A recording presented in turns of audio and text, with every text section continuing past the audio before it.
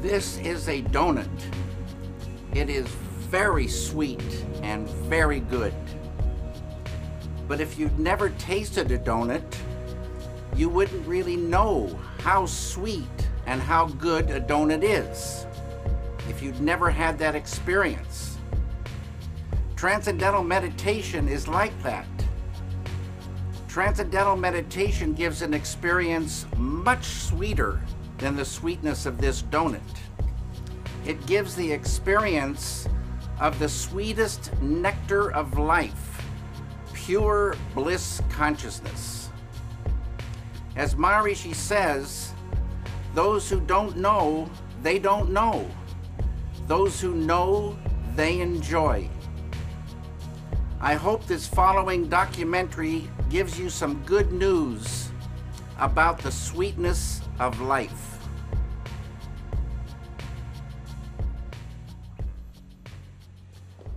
Donc, on tourne en fait là, hein, donc tout va bien. So, David, the Maharishi teaching in your life. Are we rolling? We are rolling. Oh, okay, okay. The Maharishi teaching in your life, how did it all start? Can you tell us the story? Yes.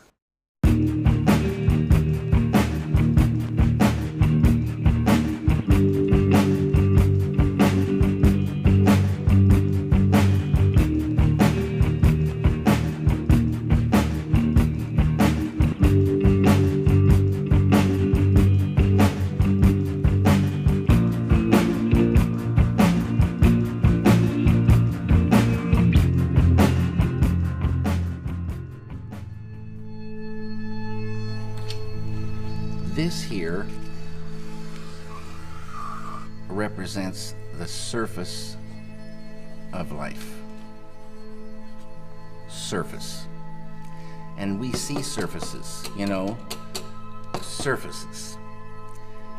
And about 300 years ago, scientists, they started wondering what was this wood, and what was this metal, and what was it really? So they start looking into matter. So this side is matter, and this side is mind. Mind and matter. And the scientists, well, they discovered molecules. Deeper they went, and they discovered these atoms. And like I say, they thought that was the smallest particle for a long time. All these things we learn about in school. They went deeper, and they find inside the atoms these little electrons and neutrons and protons.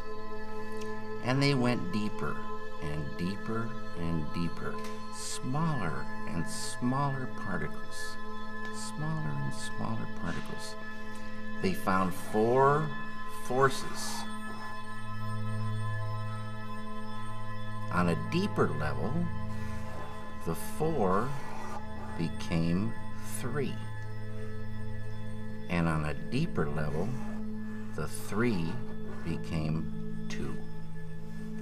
And then, about 30 years ago, modern science, quantum physics, discovered the unified field. The unity of all the particles and all the forces of matter, of creation. Not only did they discover the unified field, but they found that everything that is a thing emerges from this field of no thing. Unmanifest it is. Unmanifest. It is no hyphen thing, but all things come from it. Anything that is a thing has emerged from this field of unity. It's oneness. The scientists know this exists, but if they wanted to get there, you can't get there. It's unmanifest. You can't walk into this field. But any one of those scientists could practice a technique, transcendental meditation, which Remember, true happiness is not out there. You're given a mantra. A mantra, a very specific sound, vibration, thought. Very specific. It needs to be life-supporting at all deeper levels. And that mantra that you're given, that Maharishi gives, the key that opens the door. The mantra turns the mind within. Turns the awareness within. And you naturally dive. Why is it natural? Because each deeper level of mind and each deeper level of intellect has more happiness. And the deeper levels of mind and deeper levels of intellect correspond to deeper levels of matter. At the borderline of intellect, you transcend. Transcend is the key word. It means to go beyond. You're going beyond field of relativity, duality, experiencing oneness. Pure, unbounded, infinite consciousness.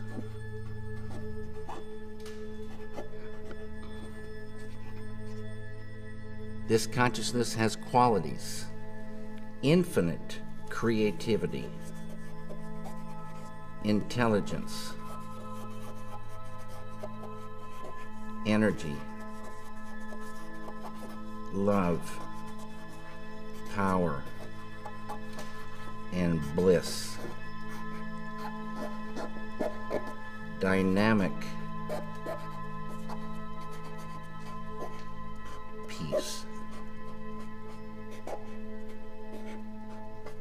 Always been there, never had a beginning, it is and it will be forever. Unbounded, infinite, eternal, immutable, immortal consciousness, fullness.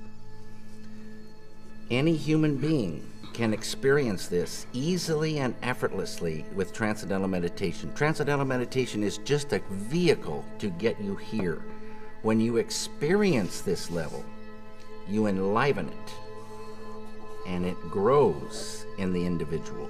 So if you started with a ball of consciousness this big, everyone has consciousness.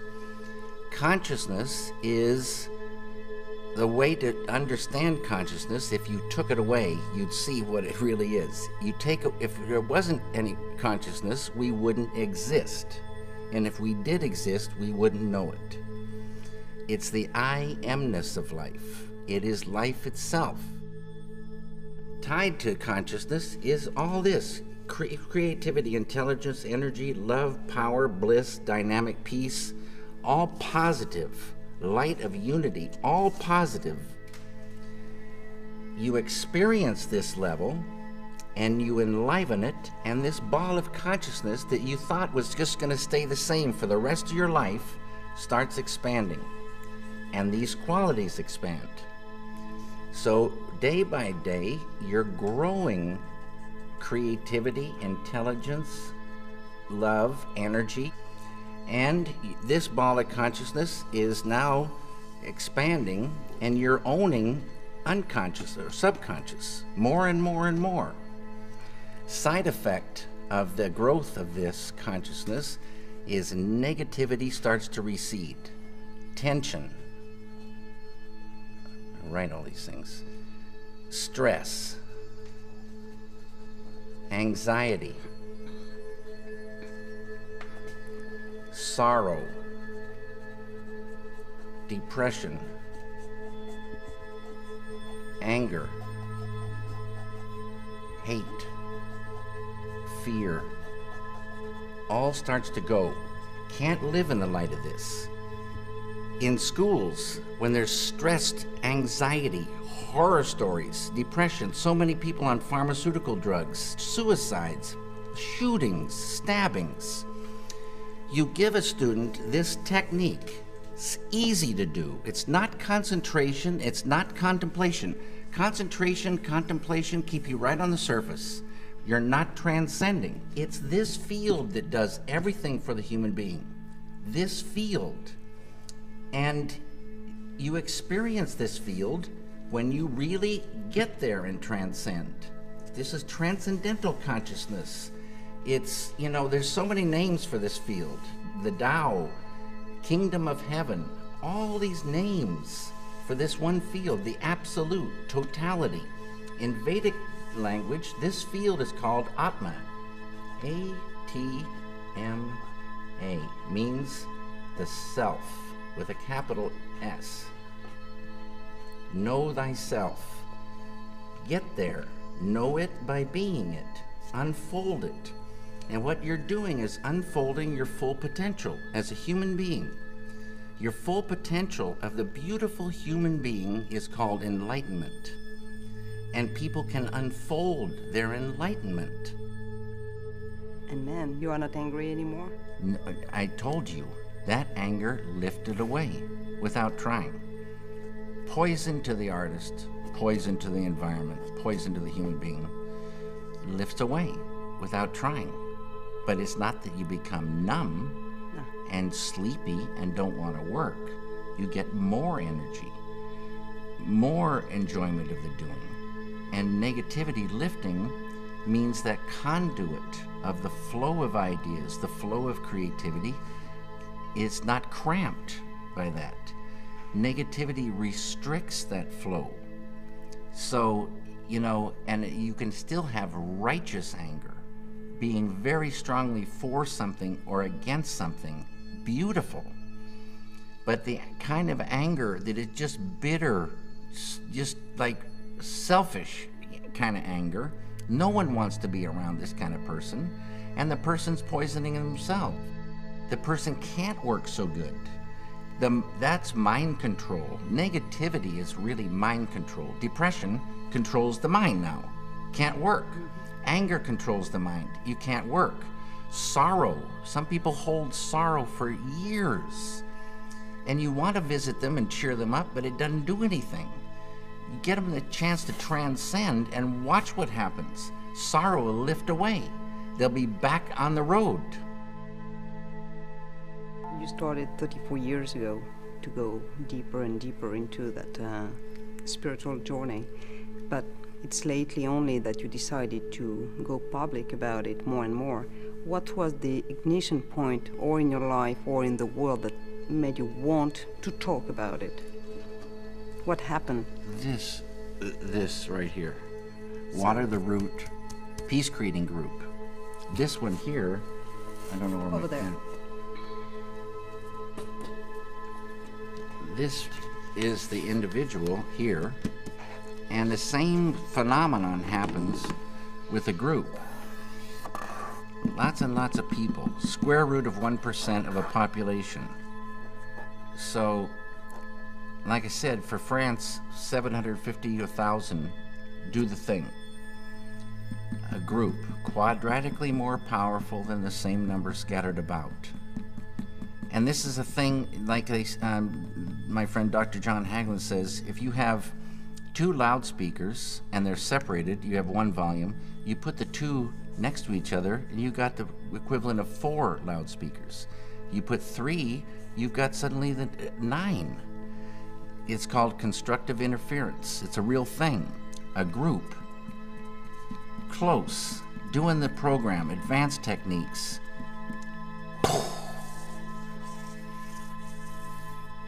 Day by day. Just like when you want to get electricity to the people, you build a power plant, generate that electricity, and they get it. And you want that power plant to stay. They got their computers running, their TVs running, the whole kitchen's running, and day by day, you're generating electricity. Day by day, you're generating dynamic peace. Beautiful thing. Human beings like a light bulb. And we enjoy that light inside, but we also radiate it. We affect our environment. Everybody knows that. You go into a room where there's been a bad argument, the argument's over, but you can feel that thing. You go into a room filled with felicite, bliss, and the power of that is so beautiful to be in. And this group radiates that. Side effect, negativity goes. Enmity and the enemy goes. Without trying. Without trying. Unified field. That's our big, big, big friend. And this is all the thing tied to peace. It gets to the point where you couldn't hurt another human being. It would be like hurting yourself. This is the way it is supposed to be. It's not the way it is, but it would be so beautiful. But the key is there. This feeling, it just grows and it's real. It's much more real feeling than our world, which is pretty much an absurd joke when, you know, somebody is blowing children's heads off in the name of peace. It's a sadness. It's the old way. And now there is a new way to real peace, and nothing to do with killing.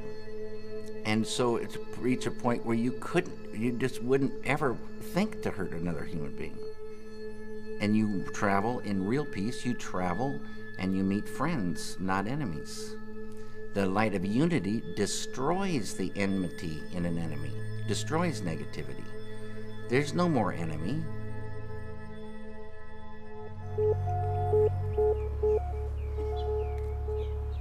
I hope you enjoyed this documentary. Thank you very much. And I wish you all the very, very best.